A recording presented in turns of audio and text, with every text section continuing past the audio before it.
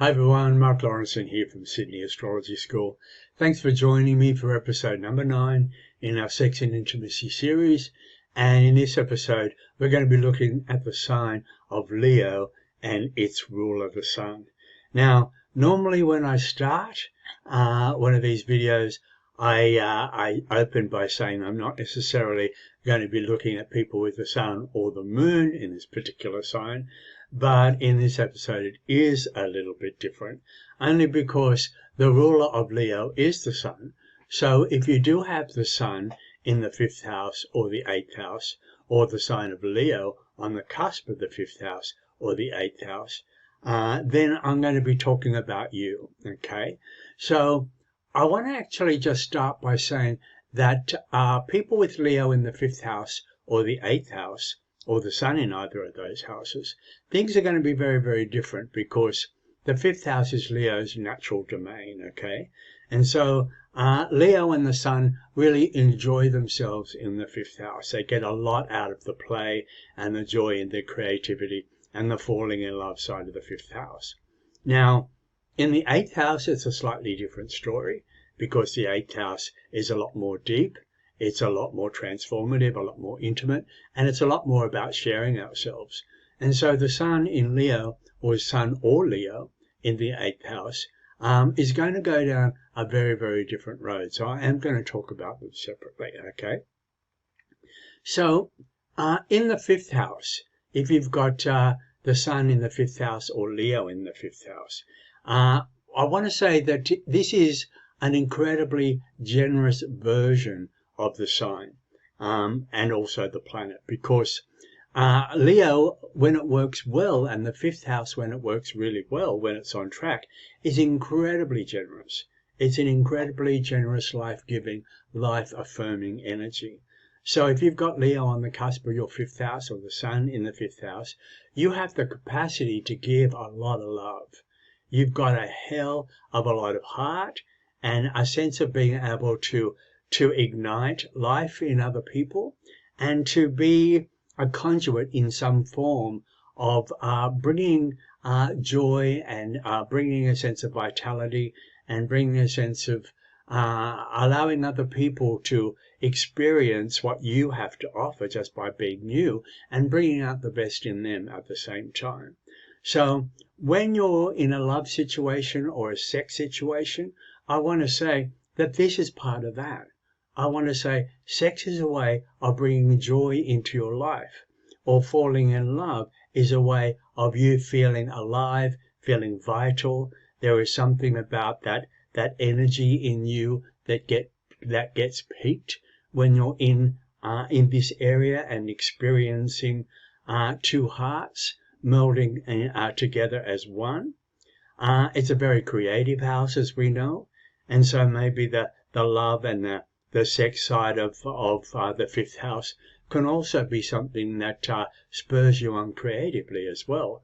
It could actually be the propeller behind a lot of stuff that you want to give on the level of your personal self-expression, and you being able to come into a real self-affirming and self-loving expression of yourself by the love you have to give, through sex and getting close to somebody else as well. Now, if you've got Leo on the cusp of the 8th house or the sun in the 8th house, I want to go down the road of saying, again, it's a very, very generous energy. It's very giving, life-affirming kind of energy. But we are going in a different area now. We're going into the depth of sharing with somebody. And it feels very much like you need to be able to come into a place where what you give and what you receive has to be equal, meaning there has to be something about you, on the level of the love that you want to give and the way you want to express yourself and the way you want to come in contact with somebody else on the level of giving them a sense of life and a sense of vitality and a sense of joy. It feels like it needs to be reciprocated. It feels like that needs to be coming back. And you need to be able to be feeling this in all your partnerships, in all areas of intimacy or deep sharing. You need to be feeling it coming back. And if it's not coming back in the same way as you're giving, then I would be having a really good look at this particular house for you, because it's always going to probably play on your self-worth or self-esteem. Now, this is going to go into both houses now, because I want to say the trap for Leo is always that feeling of I need to be noticed, I need to be recognized, I need to be appreciated, I need to be loved. Now, it's lovely when that happens. I mean, it's lovely when we do get love back or get recognized or people validate us. That's very nice. But at the same time, if we go into the relationship area of our charts or the sexual area of our charts, the 5th house and the 8th house, looking for that, we're heading for trouble, because Leo, as I said, and the sun is a very life-affirming, life-giving force. The sun itself gives itself, every single day without fail. It doesn't really expect anything back.